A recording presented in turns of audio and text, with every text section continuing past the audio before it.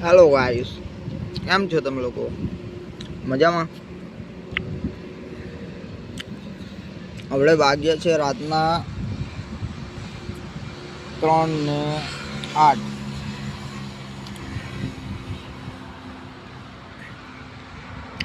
જોઈ શકો છો અમે ભણાવી રહ્યા છે બ્લોક. આ છે દાદા મેકડી વાળા.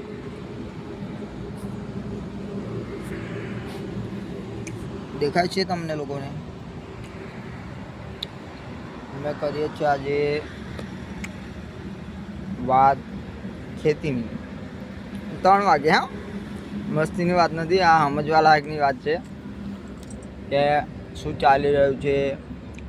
સિટીમાં રહે છે તો સિટીમાં વરસાદ નહીં પડતો, અને અમારા ગામડે છે ને ભાઈ 2 દી પહેલાં વરસાદ પડે છે. તો દાદા 2 શબ્દ કહેશે તમને લોકોને કે સિટીમાં છોડીને ગામડામાં વરસાદ પડે છે. અને ગામનું નામ પણ કહીશું તમને. અમારું ગામ છે, આમ તો હું કવાંટનો છું, અને આ દાદા છે જેતપુર ના દાદા, આ દાદા છે જેતપુર પાવીના. એ હવે તમને 2 શબ્દ કહેશે ખેતીના, કે શું થયું હતું શું નહીં. હમણાં બાટું વાવવાનું હતું તો વરસાદ પડી ગયો. તો હવે એ 2 શબ્દ તમને કહેશે. રાતના 3:10 થઈશ ભાઈ, અને બેઠા છે અમે સિટીમાં મેકડોનલ્ડ્સનું આ ખરું ને, ત્યાં બેઠા છીએ અમે. તો ચાલો આપણે ચાલુ કરીએ દાદાનું ઇન્ટરવ્યૂ. તો દાદા, તમે કહી શકો છો હવે તમારી મનની વેદના, તમે જે કહેવું એ બોલો. શું થયું છે?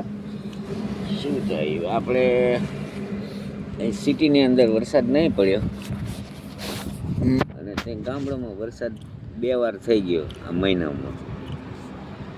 ખેતી લાયક વરસાદ પડ્યો છે, એટલું સારું છે અમારા લોકોને, ગામડાવાળાને. બરાબર, ગામડાવાળાને અમારે સારું છે, અને ખેતી લાયક વરસાદ થઈ ગયો છે, બહુ સારો થયો છે. તો પાકમાં કેવું રહેશે આ વખતે તમારે? પાકમાં હવે સારું રહેશે એવું લાગે છે. વરસાદ પાણી કેટલા ટાઈમ લગીને રહેશે? વરસાદ પડશે, આવે માનો ને, હા 3 મહિના સુધી વરસાદ પડશે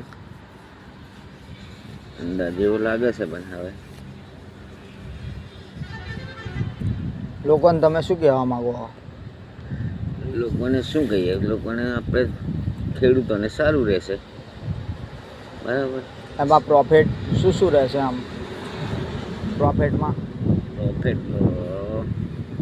કપાસ છે, મકાઈ છે, પછી ગાયો માટે કચરું બાટું, એ સારું બધું રહેશે. અને ઝાઝો વરસાદ પડે હા તો નફો થાય કે નુકસાન થાય બાપા?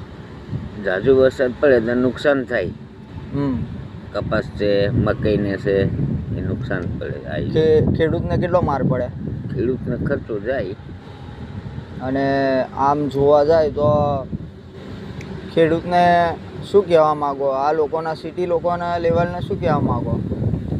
સિટીવાળાને તો હવે એમને ખેતીની કંઈ માહિતી ના હોય ને, એટલે એમને તો કંઈ એ ના હોય, કઈ ફરક ન પડે. ખેડૂતની વેદના ખેડૂત જાણી શકે. હા, ખેડૂત જાણે કે એને કેટલું નફો નુકસાન થાય. હા, નુકસાન થાય. હવે કંપની વાળા જાય ને 8 કલાક કંપનીમાં, કંપની તો ઘેર. ખેડૂત જેટલી મહેનત કરે એને કઈ વળતર મળતું નહીં. કઈ વળતર નહીં મળતું. જેટલું અનાજ પાકે એટલું ખાવા મળે. અને જો ખોટ જાય, લોસ જાય, તો એનો કોઈ ભાગીદાર, કોઈ સરકાર બરકાર કોઈ નહીં.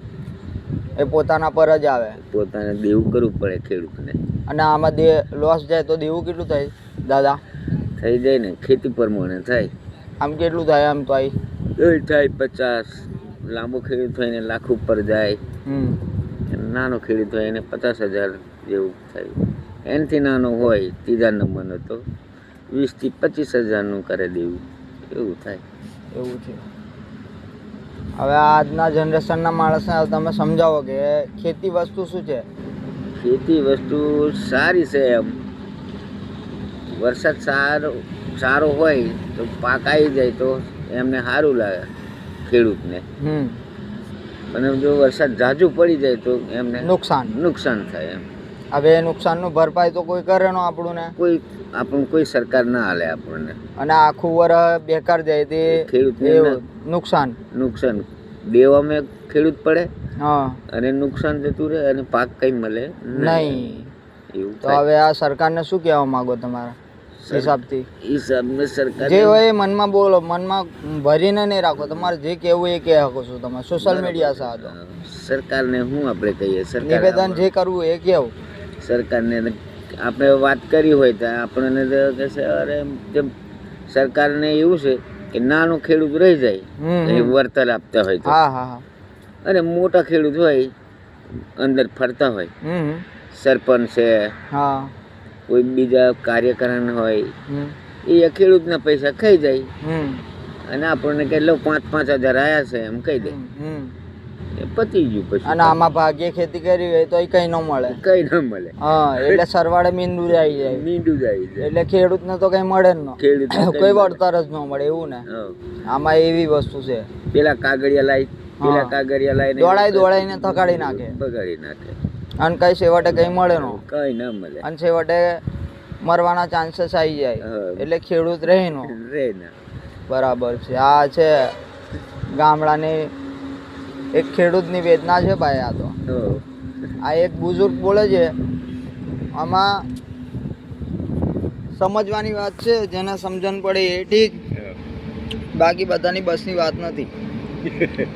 આ તો એક સોશિયલ મીડિયાના દમ પર અમે વિડીયો અપલોડ કરી શકીએ છીએ. આ એક ખેડૂતની વેદના કીધી તમને કે ભાઈ વધારે પૂરતો વરસાદ પડે તો નફો નુકસાન ખેડૂતને થાય. એમાં કોઈ જોવા નહીં આવતું. જોવા આવે તો કદાચ આ છે, જોવા તો કોઈ જ ન આવે. પ્લસ ના કોઈની મજાલ છે કે કોઈ જોવા આવે. કોઈ જોવા ના આવે. પાકી જાય તો સારું પાકે, ના નુકસાન થાય તો ભાઈ ખેડૂતને મરવાના દાડા આવે. અને જે ભાઈ ભાગે પાર્ટનરમાં કરતા હોય એને તો કોઈ પૂછવાય ના આવે ભાઈ. તેને કોણ પૂછે? તેને કોઈ પૂછવા ન આવે. તાર પૂટલા બાંધે એવું કહી દે તો અને ભાઈ ઘેર હેડતો થઈ જા. અને ભાઈ છેવટે મરવાના દાડા આવે. આ એક ખેડૂતની વેદના છે ભાઈ. આ તમને જોઈ લેજો અને દાદા કીધી એ વાત સાંભળજો ભાઈ. અમે ખેડૂત લોકો અનાજ નહીં પકવાય ને તો ભાઈ ખાવાના ફાફા આવશે એક દી. અને અત્યારનો જમાનો તો તમે લોકો જાણો છો કે લોકો ચાવલ કેવા ખાય છે. લાંબા નહીં દાદા, પેલા શું કહેવાય પ્લાસ્ટિક વાળા ચાવલ ખાય છે આ જમાનામાં. જે ટાઈમે ખેડૂત નહીં હોય ને એ ટાઈમે બહુ અઘરું પડશે લોકોને. સરકારી દુકાનથી લાવે ચોખા તો પ્લાસ્ટિક આવે છે. ખરેખર બોલ્યું હા દાદાએ. હવે તમારે સોશિયલ મીડિયામાં તમારે જે કહેવું એ કહેજો. 2 શબ્દ. પરમિટ લઈને જવાનું, પરમિટ લઈને આવવાનું, અને જે અનાજ હાલે એ લઈને નહીં આવવાનું. આવી વાત છે દાદાની. હાલો ચલો મળીએ નેક્સ્ટ બ્લોગમાં. આ 3 વાગ્યાની વાત છે ભાઈ. બાય.